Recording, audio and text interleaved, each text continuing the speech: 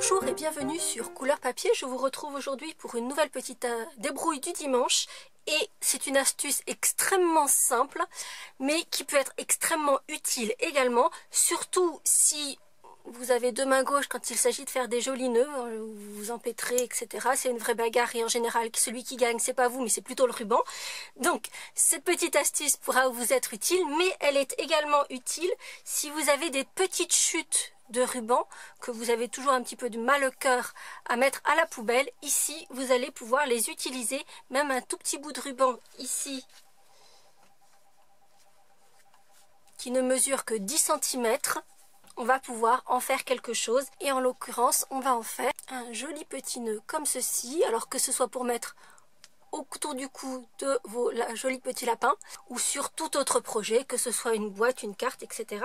Et qu'en plus vous voyez l'avantage c'est qu'il y a très peu d'épaisseur, donc si c'est sur une carte ça pourra se mettre très facilement dans une enveloppe.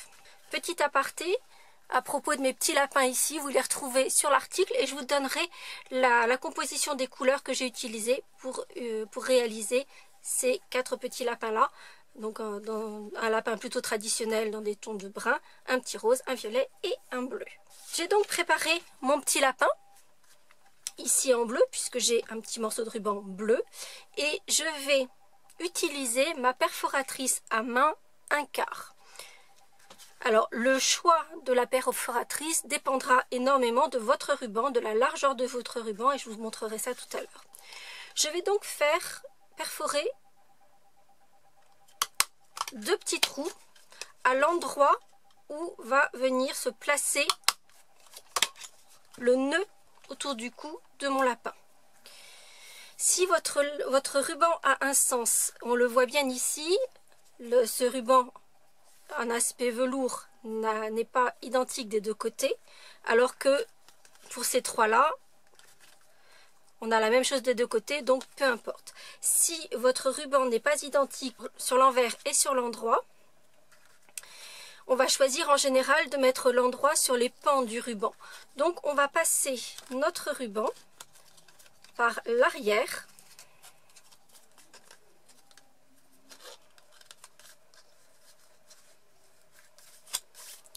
en mettant l'envers du ruban au centre du nœud. Puis très facilement, on va simplement ramener le ruban sur le côté et passer celui qui est à l'opposé sur le devant par le même trou. Si vous voulez quelque chose de joli, il faut que les rubans se croisent au milieu du dos et pas sur un côté. Donc on va faire attention à ce que ça se croise bien au milieu du dos et on va passer l'autre pan du nœud de l'autre côté et on va simplement tirer. Donc vous voyez, c'est extrêmement simple, on n'a plus qu'à ajuster les pans de notre nœud.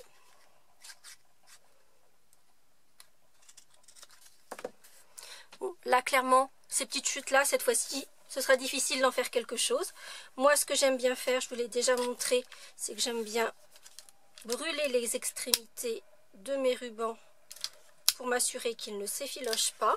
Si vous voulez vous assurer que votre ruban restera bien en place et qu'il n'y ait pas des petits malins qui aillent voir comment vous avez fait votre petit nœud, vous allez placer un mini glue dot sous chacun des pans de votre ruban. Ainsi, vous vous assurez qu'il restera effectivement correctement en place.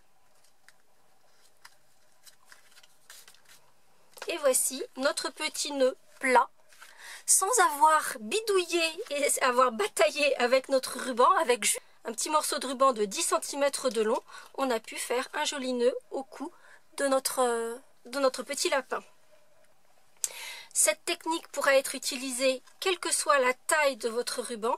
Donc vous voyez, j'en ai utilisé plusieurs. Ici, on en a un qui est vraiment très large, puisqu'il fait plus de 3 cm de large. Du coup, j'ai utilisé la perforatrice 1/2 pour faire les trous dans lesquels j'ai passé mon ruban.